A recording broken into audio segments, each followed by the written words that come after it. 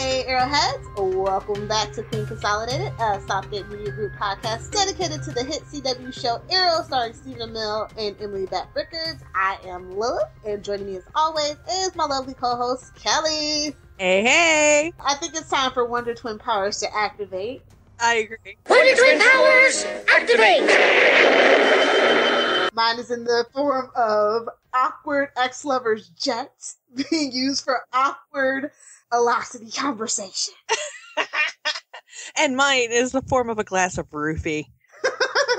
You're always channeling your inner Felicity. Yes, I am. I'm starting to worry about you, madam. I do have my no-filter necklace on right now. Apropos. Yes. So up for discussion today is episode 320, The Fallen. It is the 66th episode of Arrow. That explains it. It really does. It was written by Whitney Merkel, and also newcomer Oscar Balderrama. No, I said Balderrama, not Balderrama. It's not that 70s show, guys. And we had a new director by the name of Antonia Negrete. Our guest stars were Brandon Roth as Ray Palmer / The Atom with a broken heart. We had Matt Nabel as Ra's al Ghul, Carl Yoon as Masao Yamashiro, Ryla Fukushima as Tetsu Yamashiro, Mark Singer as Matthew Shreve, and Francois Yip as the Priestess. Yeah, Mark Singer, why do I feel like he's been on Arrow before? Look him up. Oh, he was in The Return, apparently. Oh. And Nanda Prabhat. Cool. Because there's another Mark Singer. He's a writer and a director, I think. That's what I'm thinking of. So I was like, that can't be right. But anyway, yeah. You have the synopsis, so would you like to kind of give them one of the shortest synopsis we've had yet? 2 whole sentences. Ra's al Ghul finally makes Oliver the offer he can't refuse. The team joins Oliver on his journey to Nanda Parbat, where a heartbroken Felicity decides to take matters into her own hands. And Phil, start this episode right where we kind of left off. Thea is stabbed on the floor of the apartment. Oliver rushes her to the hospital. It don't look good for the kid. And I'm just like, yeah, she ain't gonna die, so I'm good. Yeah. So we kind of cut to Oliver and Masao having a fight before Masao lets the bomb that we expected. Yo, Roz said, if you take the demon's head, we can save her. Help me out here. So, okay. So they have their fight, and then it's when Felicity and them come in, isn't it? And he tells them they think it's crazy, the whole Lazarus Pit thing. Yeah. And Malcolm's like, no, it's real. And that Roz is over 100 years old. And and Oliver's, they, at the hospital, they were like, well, there's nothing we could do. So, you need to decide when you're going to take her off life support, basically. And so Oliver's like, well, there's only one thing I can do. So, but don't you? Okay, so after they say all that, and Felicity just basically like, well, I can't trust the two of you. I gotta go myself too. Like, I don't know what it is about Felicity this season, but I really feel like she's just kind of butting in on everybody's familial territory. Like, it just feels kind of rubbing me the wrong way a little bit. Like, I understand it kind of, but it's still annoying. Like, don't you have your own family situation to deal with, sister? I think in her case this time, she loves Thea, and while she's only kind of known her from not, they're not really close, obviously, because they can't really be because it's an extension of Oliver, yes, but I don't know. It's like the thing she did with Sarah's funeral, and it's like she kind of took Laurel's place, and now it's kind of like she's taking Oliver's place, and it's extra weird with Thea because of all these aforementioned kind of in passing things. Right. Well, and I think part of it is that she knows that it's kind of implied that they got to get her to Nanda Parbat fast. Yeah. In order for the whole Lazarus Pit thing to work. They still had Argus's help, kind of, sort of. They really wanted it. If Lila needed it, at this point, she could still have it. That's all I'm saying. Maybe. But Felicity, I think, figured that she wouldn't have to go through the red tape if she went to Ray and got his jet. If I was Ray, I wouldn't have given it to her. I'm just saying. I would have been seriously questioning that. Yeah. Speaking of that, when she goes to ask for the jet, he's like, you know what? You're not over Oliver. And I'm like, you don't say, Ray. You don't say. Poor Ray. And then she's like, yeah, okay, fine. But after all is said and done, can I use this jet to run off with said person that I'm not over? Couldn't believe it. I was just like, wow. Yeah, well, I mean, we knew more than Ray knows. Ray doesn't know anything. And so, Ray's really being super understanding. Yeah. So on the jet, Oliver and Felicity have this conversation about when he came back to Starling City and how he killed Thea's old drug dealer. And he still doesn't mention that he saw her. Yeah, I know. That's kind of weird. I'm glad he didn't, because that was some retcon and hot mess right there is what that was. But anyway, so it's best that they didn't bring that up in this episode when I have so many issues with this episode. So, I don't know, it was kind of weird that he kind of blurted that out to her. I really didn't get that scene, other than Velocity fanning the flames of Velocity to revealing deep, dark secrets. I think Oliver was really thinking about Thea. And, I don't know, maybe he felt like he needed to get that out there because he had been keeping that from Thea. You know what I'm saying? Yeah.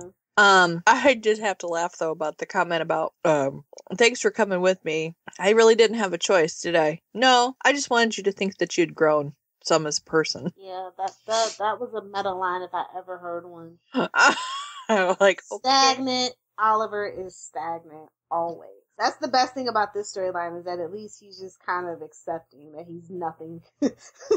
He's just an empty vessel to be filled up with whoever, wants to project their hopes, wishes, and dreams and desires into him at this point. Anyway.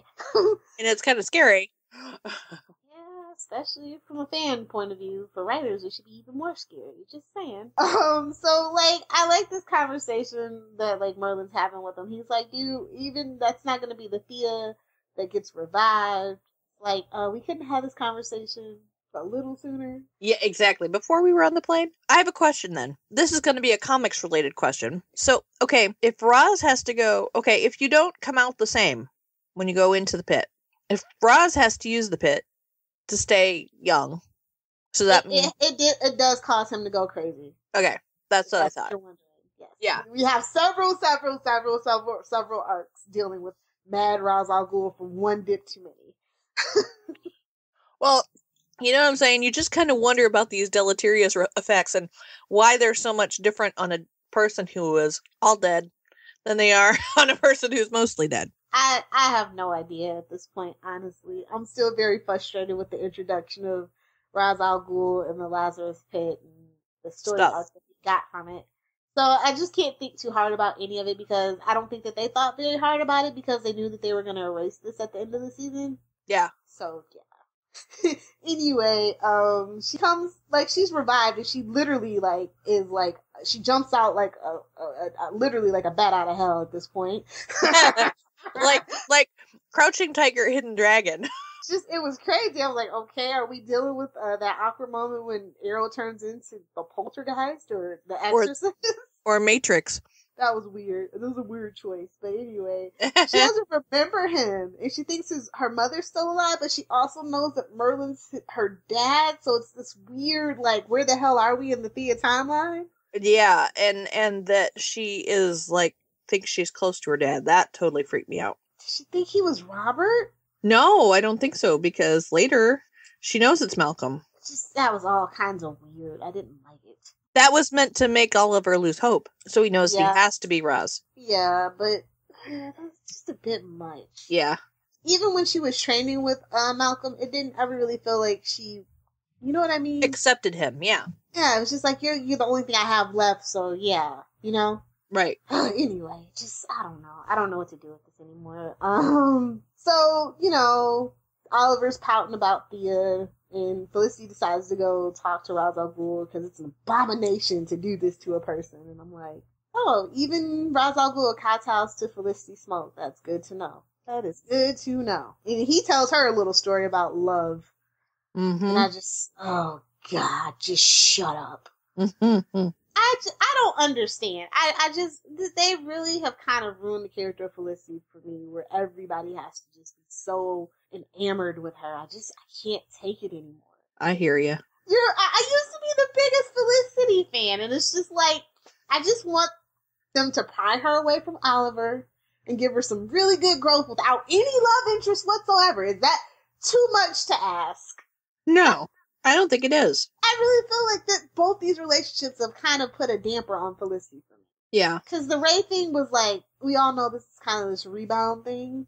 Right. And it kind of made her look bad because he was her boss. And I don't want to get into it. But I'm just not a fan of this. And I'm glad that, if anything, I'm glad that this is hopefully getting all erased. Mm-hmm. Me too.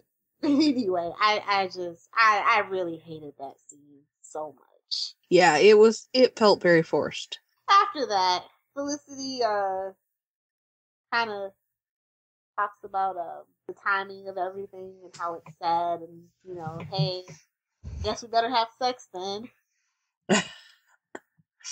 One last fling. Yay for Velocity Shippers. I really, really felt like they were going to change this part. Yeah, I thought they might too. But then again, since it's going to be undone, exactly, they really didn't have to. I wouldn't have put it in. This is why I wouldn't have put it in. Like, it's a bait and switch at this point. Yeah. And I don't know. It's weird that they chose to do this. But yeah, the sex scene was okay. But Oliver has like, he likes to have the girls on around his waist is all that I'm saying. Yeah. His sex scenes are always so damn similar that it's just like, give me something fresh and new if you're going to do a sex scene. That's all. Because he put Laurel up that way. He put Sarah up that way. I'm just saying. That's true. I'm not one for sex scenes, but if you're going to give me one, if you're going to force me to watch it, let it at least be varied. Yeah. What are we, an old married couple? So, like, they kind of, after the post-coitus situation, she brings him a drink, and they kind of toast. And she doesn't drink. Not even a little bit. Not even a fake drink. Like, don't you know it's bad luck to see? This is why they had bad luck, because it's bad luck to toast without alcohol. And without drinking. Exactly. So that was really funny, and he just like kind of falls to the floor. He's like, "What have you done to me?" And she calls the team, and she's like, "All right, gotta make incapacitated. What? How are we gonna get out of here?" She's like, "Merlin, you shut up, and I know you know this place." She's like, "Diggle, grab him, let's go." And I'm like, this cannot end well. A plan with no plan. Never good. Yeah, and they try to hightail it out. It just doesn't work out. Maseo tries to help him. They almost get away, but then Oliver like wakes up out of his roofie stupor. So he just accepts his responsibility as the next as the heir to the demon to get hit to save his friends. And you know he walks with them as far as he can go, and he says goodbye to them.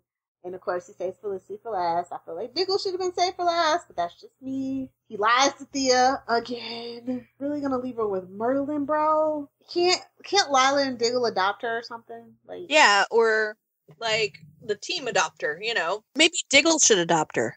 Yeah, I'm serious too. You guys don't even know. He has the most sense out of all of them. I mean, not that she needs to be adopted because she's grown, but like just somebody to look after that's not Merlin. Like. We're in this because of him. Like, literally. Yeah. So he heads back to Roz, and he goes, you know, Roz is proud of him, but he's like, hey, we shed blood, who helped you? Oliver wasn't going to say anything. Maseo steps up, and he's like, you can kill me. And Roz is like, no, that was Maseo Yamashiro making a mistake, and, you know, everybody has That's Rob. Yeah. So he spares him. So yeah, back in Starling City, Thea's ticked off at Merlin, wanted to know where Oliver is, and then he explains, and she is upset, and so is Felicity, and so she goes to Laurel, and they kind of have a good cry. Oh, well, supposedly his goodbye to Laurel got cut, though. It's on the cutting room floor. We can look for it on the DVD. Oh. So, like, Laurel's scenes always get cut. Laurel and Diggle scenes always get cut. I'm just... Yeah. And, like, I'm not even... guys, like, he tweeted it. Like, I wouldn't even known if he hadn't tweeted it. And I think he should have just really kept it. Or maybe he put it on Tumblr. Whatever he did it in social media. Maybe sometimes things like that you just keep to yourself.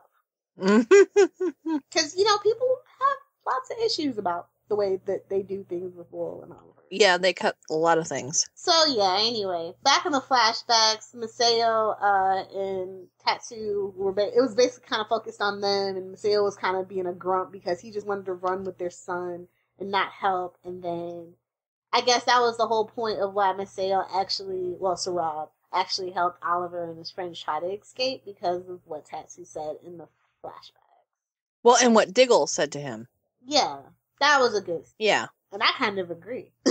Yeah. So yeah, there it is, you know. Next week we see Al-Sahim in his full glory. I did think the arrow pendant was a nice touch. You mean the brand merch?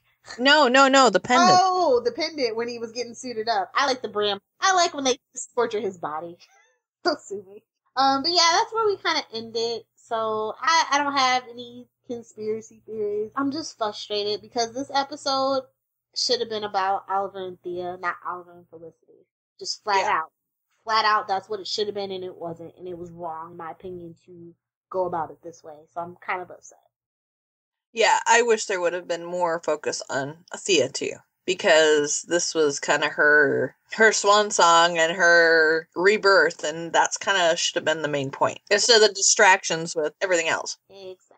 Well, that's probably kind of why I'm so down, guys. It's just that, you know, the season isn't shaping up the way that I really was hoping for it to. And Thea's still very much in the shadows, and it's a shame because when they give Willis something to do, she knocks it out of the park.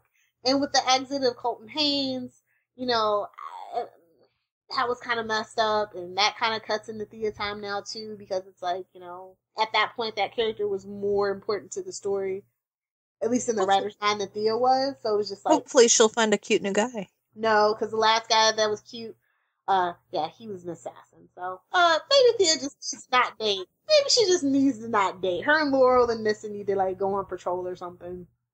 That could be fun, too. Ladies' night out. My idea of fun, but you know, whatever.